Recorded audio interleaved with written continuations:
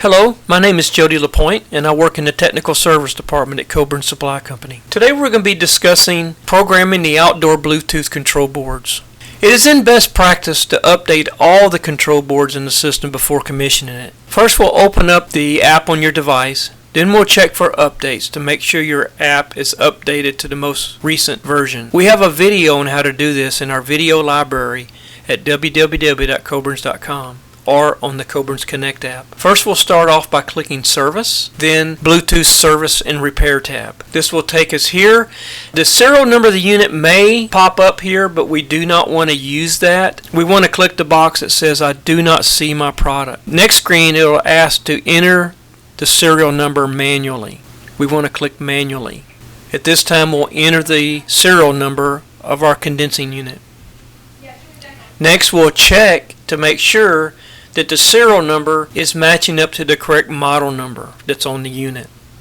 Next it will ask you to enter the motor part number of that unit. You can see the motor data tag through the grate on the outdoor fan assembly. For example, the model number of this motor is 51-108-349-01-02.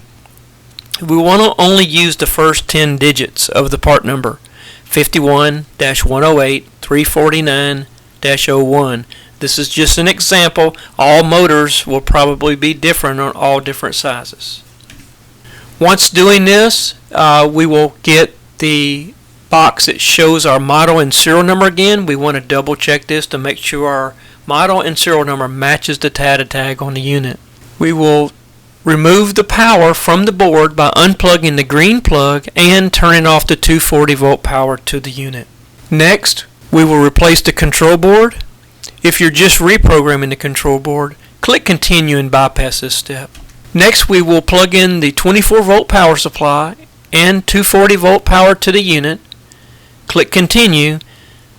Then a 15-second countdown will start. Wait that 15 seconds. Then this box will pop up.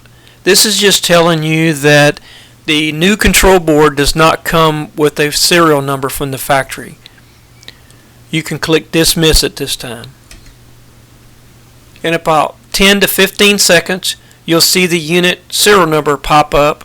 It may or may not have the unit serial number. It could be all zeros. That's okay. Just click on it. Next, it will start downloading all the information that the board needs from the app, including the serial number that you entered.